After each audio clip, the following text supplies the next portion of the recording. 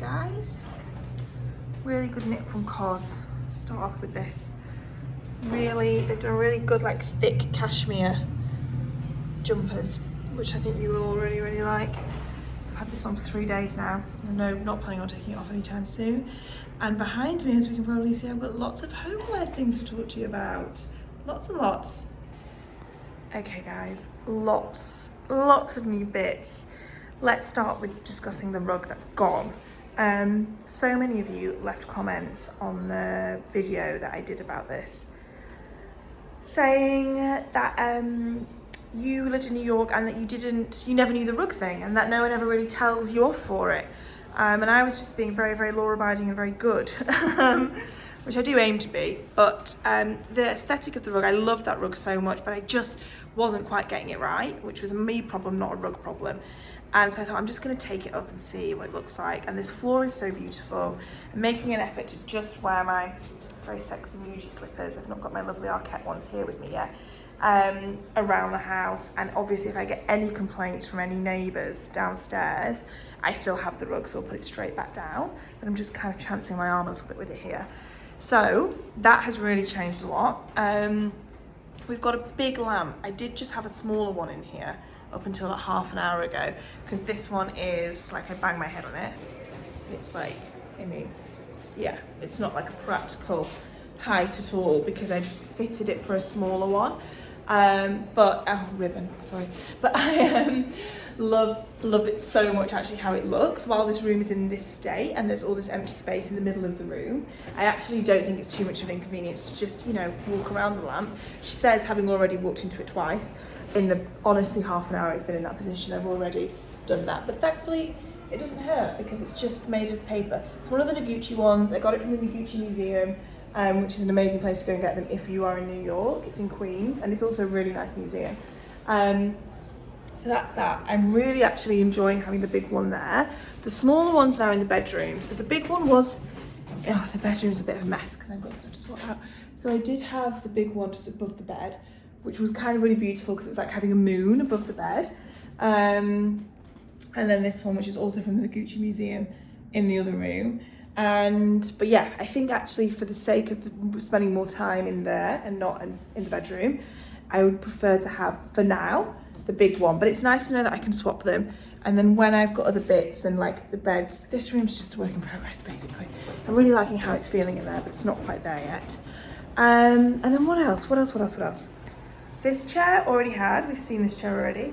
Table, I got, damn it, what's that? I'll link it's like a big online vintage shop, KO maybe? Anyway, I really highly recommend it. They delivered it really quickly. Everything they have is in stock. And it's like a Herman, I think it's Herman Miller for Eames maybe, something like that. No, that's wrong. Anyway, I will link the shop in the description box. I really like, when I first got it, I didn't like it at all because I thought it was too officey. I don't really like the metal bit under there, but now that the rug's gone and there's some more chairs around it, it's growing on me. I don't think it's my ultimate table, but for now it's completely perfect. And then this chair I've got from an online store based in Miami called Carefully Curated. It's really beautiful. It has this that goes all the way around the back. And yeah, when I had the rug down with this, it just, as you can probably imagine, didn't match up at all. and suddenly all the tones are so nice now. There is no rug there, and that's a very comfortable chair. I'm very pleased to say I actually have comfortable furniture here. And then this chair is a really nice story, actually. I got it from, there's a vintage furniture store on Mott Street in Soho. And I was in there looking for chairs, and the guy only had ones in like sets of 4 or more. And I really wanted a wooden chair because the combination of this table with just this plastic chair at the time was feeling a little bit too, it just needed some warmth back in it. So I went in and I said, I only have the chairs available, not in a set. He's a very eccentric character, the man in the shop, and he was like, no, because then I will have not a full set and I will always look at it and think, oh, I shouldn't have sold it to that girl who came in and wanted the chair. So I was like, okay, that's fine. And he said, oh, but let me go see what I've got in the back. So off he goes, and he comes back with the chair I just showed you. And he was like, well, you're in luck. This is the free chair of the day. And I was like, what? What do you mean free chair of the day? And he said, yeah, you can have this chair for free. I was honestly like just so taken aback. In one of the most expensive cities in the world, something was for free. And I was like, I really can't accept that. That's very generous. And he'd said, well, no, please do, because I find that whenever I do something kind like this, the universe thanks me with even more kindness back. And he used as an example that the day before he had given a man an old broken record player that the man wanted to fix. So he'd given that away from his shop. And later in that day, Taylor Swift had come into the shop and done one of the biggest orders he'd ever had, and she filled 2 U-Haul trucks full of furniture. So it was such a nice story, and he said he was very much looking forward to knowing what kindness came back to him from having given me this chair.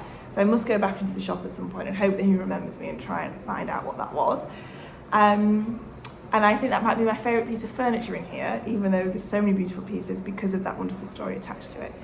But yeah, I got another little side table. I've got loads. This is from Lycan, which is a shop in, where is it? Bushwick, I think. Really nice. They're really, go and check out their Instagram. You guys really like it. Just this little side table here, which is looking lovely. Vases from Crate and Barrel. And having flowers is really definitely helping fill the room and make the space feel homely and cozy. But yeah, I just am loving it. And really, hang on, let me actually turn the light on. It's just a very subtle bulb there at the moment.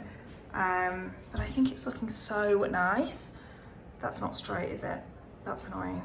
And it's moving because I just walked into it, obviously, again. But yeah, everything's really coming together. I think especially like once these shelves get filled all in good time. I'm gonna get some more plants. Not right now because I'm leaving again soon and I don't wanna get a plant and then return to find it dead. When I get back, get some more plants, get some artwork up on the wall. And I think it's just really coming together quite quickly. Bedroom definitely needs some work. But again, not really top of my list because I spend most of my time sat in here when I'm here. Yeah, feeling really good about it. Oh, that was a big update. I am meeting a friend for a drink later at the bar downstairs, which you might be able to hear all the hustle and bustle in the background. I've got the window open. And in terms of the clips that you guys have already seen, I went to a really interesting night last night. Organised, it's like an experiential concert. Organised by a very, very lovely viewer who got in touch with me, and she's created this company called Salon Seance, where it's a seance, so they are contacting spirits, but the one I went to last night was contacting the spirit of the composer and also a poet whose work they were focusing on that evening, and then a string quartet played. She's a violinist, a violist, what is that word? Anyway, she plays violin incredibly well, and it was an amazing evening. So I'm going to link the information for that in the description box because it was just something very, very, very different, and something that I would very much recommend to anybody who is in New York. Yeah, it was a wonderful evening. So I did that. Had some time upstate with Cos, which was so nice. In the Catskills, it's like the most wonderful time of year to be able to go there. So I was very, very fortunate to do that. which was lovely, and went like around Hudson where I've never been before, bought this mug in Hudson. So yeah, I've been having a really nice time actually. I'm gonna have like a big personal chat, I suppose, towards the end of this video about work and things like that. But for now, just wanted to talk about interiors and things. Please no one tell me off for not having a rug on the floor anymore. I know that I'm meant to, and I will put it back down if I'm becoming an annoying neighbour. I'm just going to try really hard not to be. I don't think I'm particularly heavy-footed, and it's almost always just me in here, so I'm very quiet. I think if anything, I'm kind of a good upstairs neighbour, I hope. But yeah, it feels so much nicer without the rug.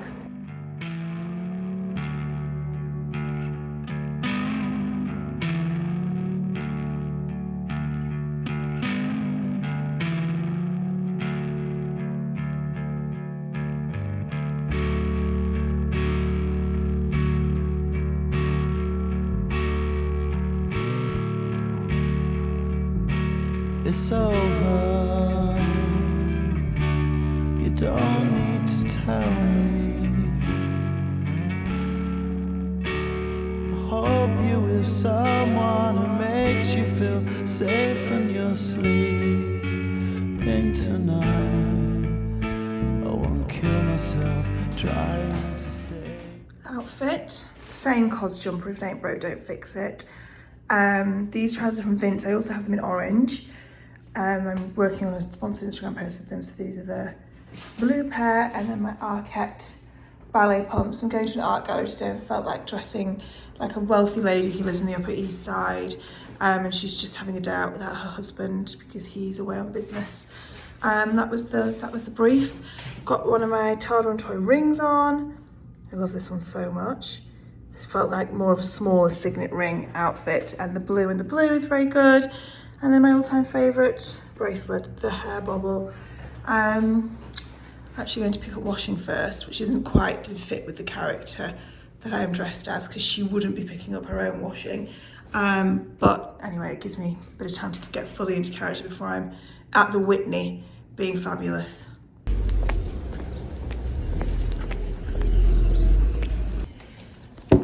Hello guys. Oh, it's a nice little scene, isn't it? Looks like a very good setup for a chat show, which isn't what we're doing now, but I am going to chat to you. Leave this handbag ruining my background. I wanted to talk about lots of the comments and feedback I got on the video that I shared last week. I forget what day it was. I think it would have been Friday now. And there was lots of negative comments on that video, which were truly well deserved in lots of ways, about just the quality of the video not being good enough. It was one that was in sponsorship with Monica Venado, a brand that I really love. I'm still wearing these earrings now. I think they're amazing.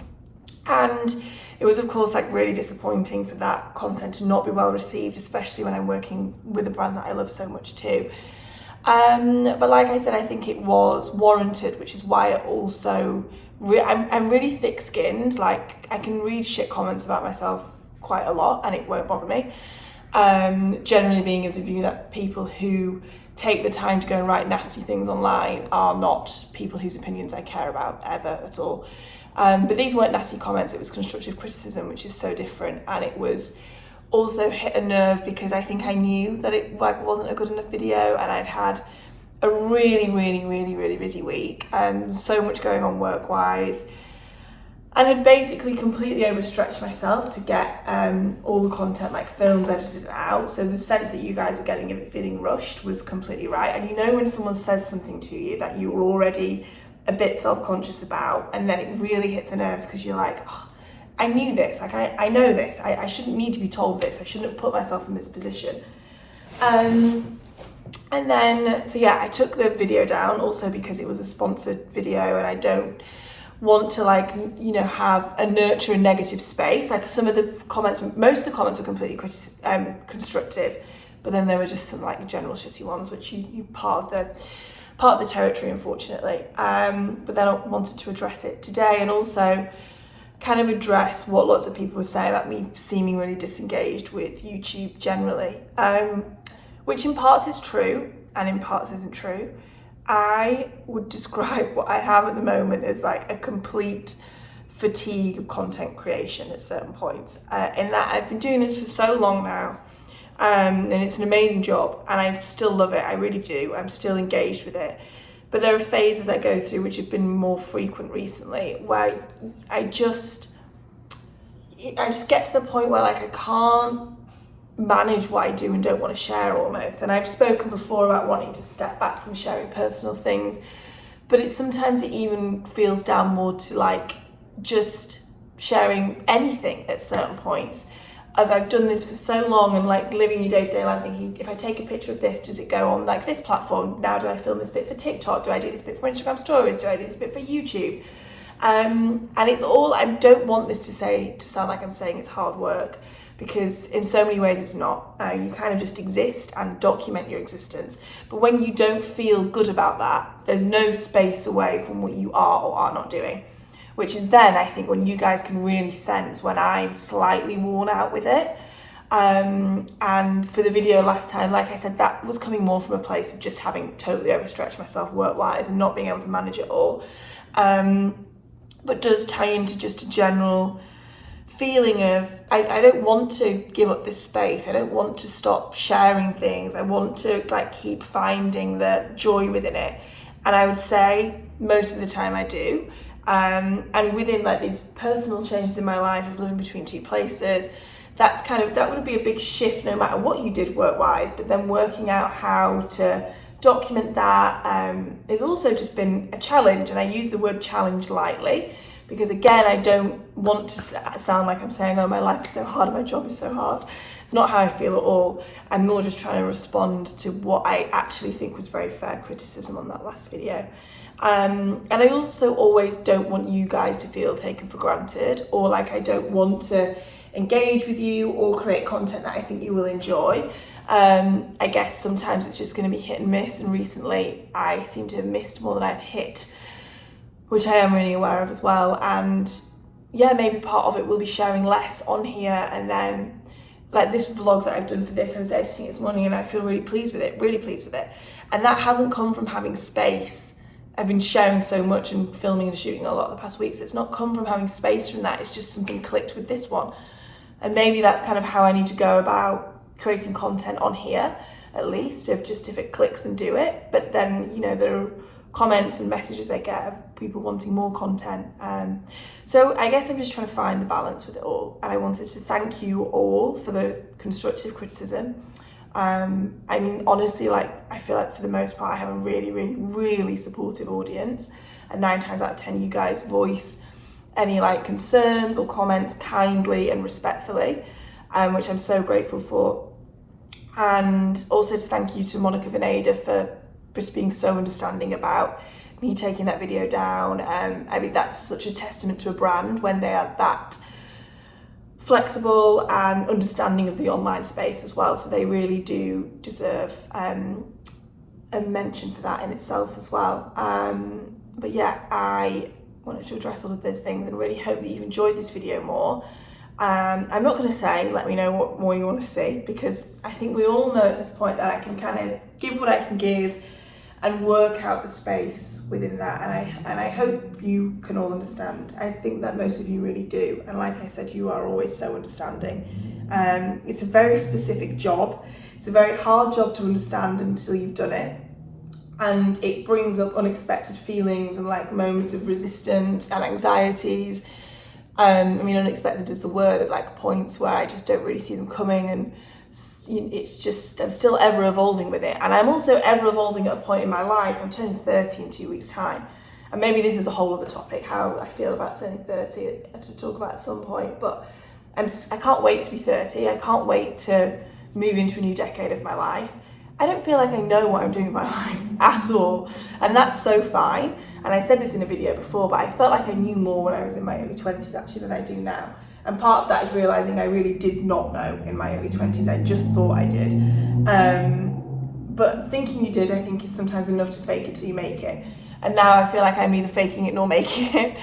I'm so fine with that, but doing that and working that out online with personal boundaries and like professional obligations as well at this point. Like, this is a brand that I've nurtured for nearly a decade too and worked really hard on. It's a lot when it's so unbelievably intertwined with you as an individual, and that there's not really any breathing space from that. So this has been 7 minutes of me talking and ultimately wanting to say thank you for your understanding. Thank you for the way that you voice things with me. Thank you for being patient above all else. And I just hope that we can take away from this that, I don't know, I guess you just don't always get it right, and maybe that's okay. And getting it wrong in the public eye, whether however large or small that view is, there's a lot more pressures that come with that. But yes, I hope you've enjoyed this video. I really enjoyed editing it so far. It's feeling good. I will be back in London soon for work again. So the next video will be coming from London, I think. And yeah, maybe we can do something about turning 30 and how that feels, and any of your experiences about turning 30 will be very, very welcome, because I think a lot of us are all just stabbing in the dark, which is completely fine, and I don't actually think I'd have it any other way right now. But yeah, I'll see you in the next one.